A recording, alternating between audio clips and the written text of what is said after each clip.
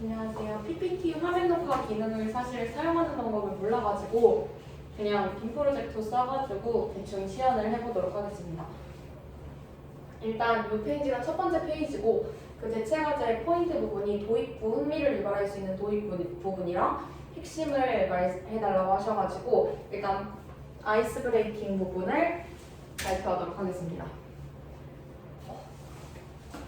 잠시만요.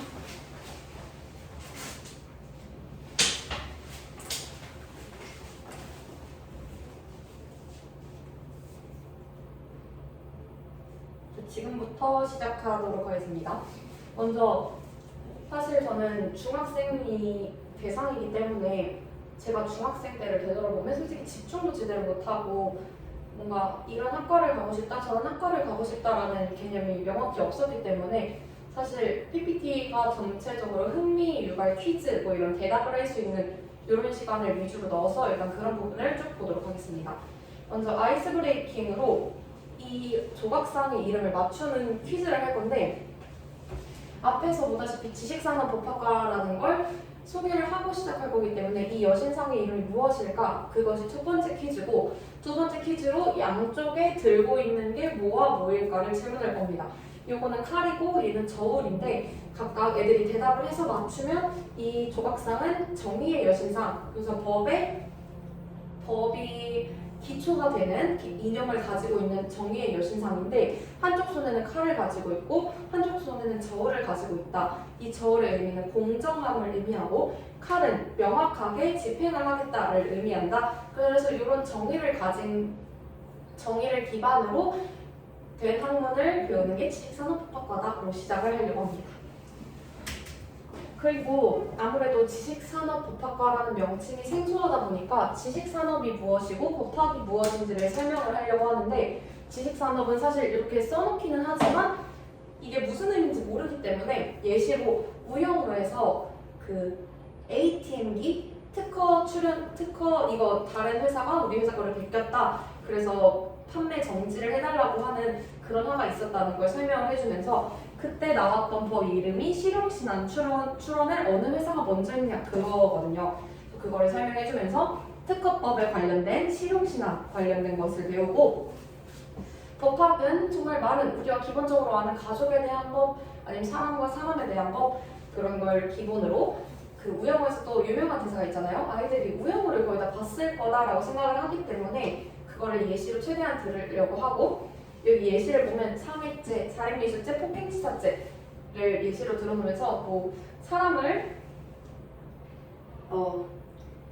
신체를 상해한 자는 7년 이하의 징역 혹은 10년 이하의 자격정지 그거 멘트 있잖아요. 그걸 치면서 법학에 대한 설명을 할 계획입니다. 그리고 사실 그래서 법에 관련된 전반적인 걸 배우는 과목이 학과가 지식산업법학과라는 걸 설명을 해주고 현재는 지식산업법학과는 법학부로 명칭이 바뀌었기 때문에 지식산업도 배우면서 법학도 배우는 1대2의 비율로 지금 수업을 나가고 있다라고 설명을 할 겁니다. 그리고 얘는 학교 홈페이지에 있던 지식산업에 대한 설명 그리고 지식산업법학과를 오면 어떤 부분을 배우는지에 대한 설명이고 얘는 법학 관련해서 어떤 걸 배우는지에 대한 설명입니다. 그래서 이런 거는 간단히 넘어가고 여기서 퀴즈를 낼 건데 지금 우영 사회 줄거리를 써놨거든요. 그래서 이게 어떤 내용이냐면 아버님이 그 도장 찍어가지고 불합리한 그 상속 조건에 도장 찍었던 그 내용. 이 내용은 이 법 중에서 어느 법에 해당이 될까? 그래서 얘는 일단 민법, 사람과 사람에 관련된 거니까 민법 그리고 채권법은 앞에서 설명을 할 예정이지만 부동산의 증여 관련된 법이기 때문에 민법, 가족법, 채권법 이 정도에 해당된다라고 설명을 하고 할 거고 얘도 퀴즈를 낼 거예요. 그리고 5회에서는 그 아까 얘기했던 금강 ATM기 판매 가처분 소송 얘는 아무래도 물권법도 들어가지만 민사소송법 혹은 특허법에 들어간다? 라고 퀴즈를 어떤 법에 들어갈 것 같냐? 라고 퀴즈를 낼 계획입니다. 그리고 얘는 간단한 거고 이런 거를 먼저 설명한 다음에 저는 제3의 길을 걸어갈 거기 때문에 지금 여기도 수학학원 강의실이거든요. 그래서 제3의 길 이런 길도 있고 이런 길도 있지만 저는 법학과를 선택을 했지만 법학과를 사실 안 갈 것 같습니다. 법 관련된 진로를 가지게 될지 안 가질지를 모르겠다 하고 제3의 길 갈 거다라고 얘기를 하고 저에 대한 얘기를 시작하겠습니다. 할 거예요. 몇 분이지? 벌써 5분이네. 그래서 저의 가치관 이런 거는 그냥 애들이랑 같이 상호작용하면서 읽을 부분이고 미래 계획 이 부분이 좀 중요한 포인트 부분이라고 생각하는데 제가 법학과에 왔던 복전으로 선택했던 이유가 법률 전문 어플리케이션을 만들고 싶어서였는데 여러 가지 사례를 보고 불가능하다는 걸 깨달아서 없는 데 이유가 있다는 걸 깨달아서 원래 목표로 했던 것이 지금 무산된 상태라서 어쨌든 나의 가치관은 나눠주고 뭔가 도움이 되는 사람이 되고 싶었다라는 가치관을 이루기 위해 다른 일을 이것저것 찾아보게 되었다라는 식으로 이제 저의 현재 하는 일 그런 걸로 넘어가려고 하는데요. 그래서 나의 미래 계획을 먼저 설명하면 지금 제3의 길에서 첫 번째로 교육직 관련해서 생각을 하고 있어요. 왜냐면 교육도 나눠주는 거니까 그래서 현재 수학학원에서 일을 하고 있다. 강의하는 모습 그리고 열심히 작업하는 모습 그리고 제 방 강의실 앞부분 표지판이다.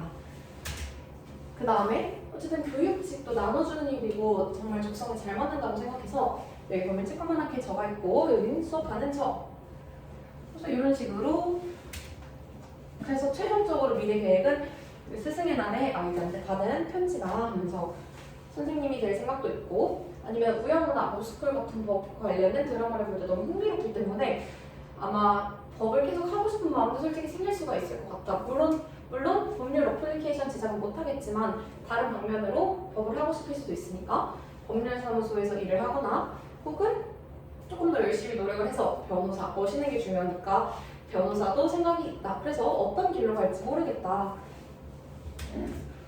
그래서 법학과를 추천해주고 싶은 친구는 어쩌고저쩌고 읽어주고 본인의 가치관이 제일 중요하다. 본인의 가치관이 제일 중요하다는 거를 메시지로 하고 학과랑 직업 선택은 전혀 관련이 없을 수도 있다. 나처럼 하고 끝낼 계획입니다. 그리고 질문을 받습니다.